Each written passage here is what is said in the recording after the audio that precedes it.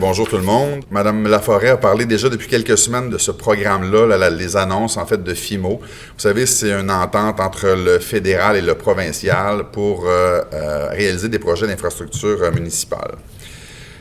Donc, c'est donc avec fierté que je confirme aujourd'hui, et d'ailleurs, je vais faire une autre petite parenthèse rapidement.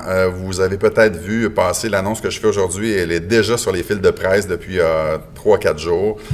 Malheureusement, à ce moment-ci, de toute évidence, on a un petit fine-tuning à faire au niveau des communications.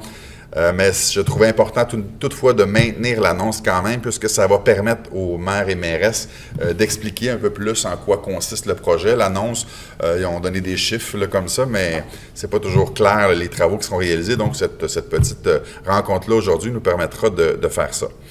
Donc, c'est avec fierté que je confirme au nom de la ministre Laforêt que 3 municipalités-villes du comté de Rousseau recevront une somme de plus de 8,6 millions de dollars, dont plus de 4,3 millions provient du gouvernement du Québec pour la réalisation de projets de renouvellement de conduites d'eau. Donc, c'est, je vous le rappelle, le programme FIMO, contribution en partenariat avec le fédéral, 50-50. Donc, où est-ce qu'on a mis 1 million? Bien, ce sera 500 000 du fédéral, 500 000 du provincial. Donc, un peu d'explication. Donc, Saint-Alexis, le titre du projet, mise aux normes et augmentation de la capacité de la station de production d'eau potable. Le coût maximal admissible de la subvention de 1 276 400 $. Donc, le montant de l'aide totale sera de 1 021 120 $. Et l'aide de ce montant-là, bien, il y a 50 %, donc 510 560 qui vient de votre gouvernement provincial et la municipalité contribuera à hauteur de 255 000 $. Le second projet à Saint-Jacques, un projet de renouvellement de conduite. Le coût maximal admissible, 4 998 000 $, donc quasiment 5 millions. Le montant de l'aide totale, 3 998 400 $, dont 1 999 200 qui provient de votre gouvernement provincial pour une contribution municipale de 1 million. Et finalement, Saint-Lay-Laurentide, renouvellement de conduite aussi, un projet, une aide maximale de 4 506 000.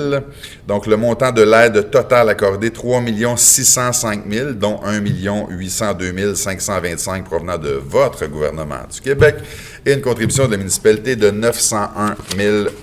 C'est quand même intéressant parce que si on regarde, par exemple, Saint-Jacques, on investit nos 4 millions, la Ville va mettre 1 million. Donc, on fait un projet là, quand même qui est financé à très haut niveau.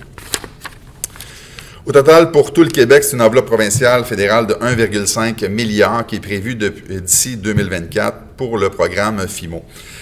Donc, dans le cadre du premier appel de projet, on parle de 318,9 millions provenant du gouvernement du Québec qui seront investis dans les infrastructures d'eau et dans les différentes régions du Québec. Le FIMO prévoit d'ailleurs 2 autres appels de projet, l'une en 2022 et l'autre en 2024. Ce n'est donc qu'un début. Le FIMO permet de réaliser des travaux de construction, de réfection, d'agrandissement ou d'ajout d'infrastructures municipales d'eau potable ou d'eau usée. On le sait, certaines infrastructures sont vieillissantes au Québec. Ces investissements gouvernementaux sont donc plus que les bienvenus afin d'accompagner les municipalités dans leur effort pour offrir aux citoyens d'aujourd'hui et de demain des milieux de vie attrayants et prospères. Plus concrètement, les travaux qui seront réalisés dans Rousseau permettront de remplacer, comme je le disais tantôt, des conduites d'eau potable, d'eau usée, d'eau pluviale. Les travaux réalisés grâce au FIMO contribueront également à réduire les pertes d'eau dans les réseaux souterrains. Quand on sait que les pertes peuvent représenter le quart de la quantité d'eau distribuée par les municipalités, on comprend bien que les impacts de ce type de travaux sont importants tant pour notre économie que pour notre environnement. En conclusion, je tiens à remercier Robert Perrault, le maire de Saint-Alexis, et toute son équipe pour leur accueil chaleureux cet après-midi. Très heureux d'être parmi vous. Je cède maintenant la parole aux prochains intervenants.